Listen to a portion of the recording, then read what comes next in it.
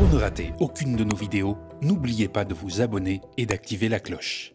Plus d'une vingtaine d'individus d'extrême droite ont attaqué un événement antifasciste dimanche à Paris. Plusieurs militants ont fini blessés, dont un complètement coupé avec des tessons de bouteille. 48 heures après, très peu de réactions politiques. Il a fallu attendre des questions au gouvernement et 2 jours pour que le ministre de l'Intérieur, Bruno Retailleau, s'exprime sur cet événement. S'il y a un combat qui devrait nous réunir, c'est le combat contre la violence.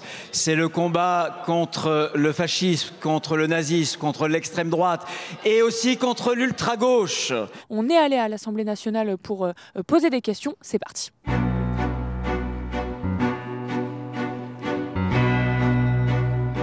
Cette agression qui a failli être mortelle, qui s'est passée dans ma circonscription, qui n'est pas la première, parce qu'il y a eu des agressions à Tours, il y a eu des agressions à Angers, il y a eu des agressions à Saint-Brévin-les-Pins.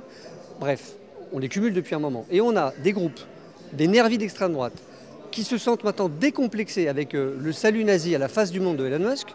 On lui demande au ministre de l'Intérieur de prendre des dispositions pour que ces ennemis de la République, qui sont ouvertement anti-républicains, dont les groupes ont été dissous il y a quelques semaines ou quelques mois, et qui reviennent se pavaner dans les rues de nos villes, soient sous contrôle. Et il nous répond « Je vais lutter contre les groupes radicaux de l'ultra-gauche ». Mais qu'est-ce que c'est que ce ministre ? Je ne sais pas à quel groupe appartiennent ces personnes. Ce que je sais, c'est qu'à chaque fois qu'il y a une association, une organisation qui mène des actions violentes, elles doivent être dissoutes.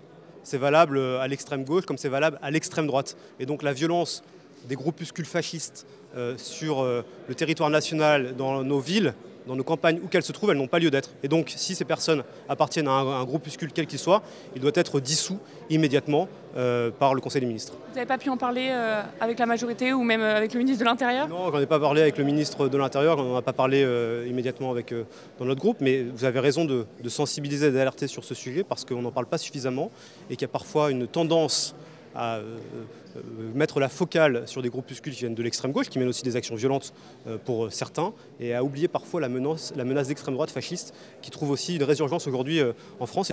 J'aimerais que le ministre de l'Intérieur se rende compte de ce que ces propos, de ce que cette nouvelle façon de concevoir l'identité du pays conduit des gens fanatiques à se sentir admis, à proférer ces insultes et surtout à agir de manière violente contre ceux qui justement cherchent à faire en sorte que le fascisme ne revienne jamais sur notre territoire.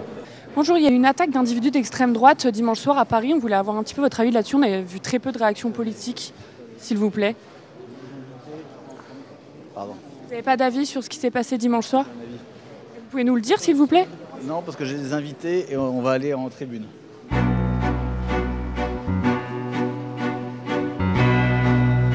Dimanche soir, il y a eu une attaque de la part d'individus d'extrême droite contre un événement antifasciste. On y a eu droit 2 fois là dans. Oui, mais c'est pour. On a eu très peu de réactions. On a compris. On a eu très peu de réactions politiques. On condamne tout ça, c'est très bien.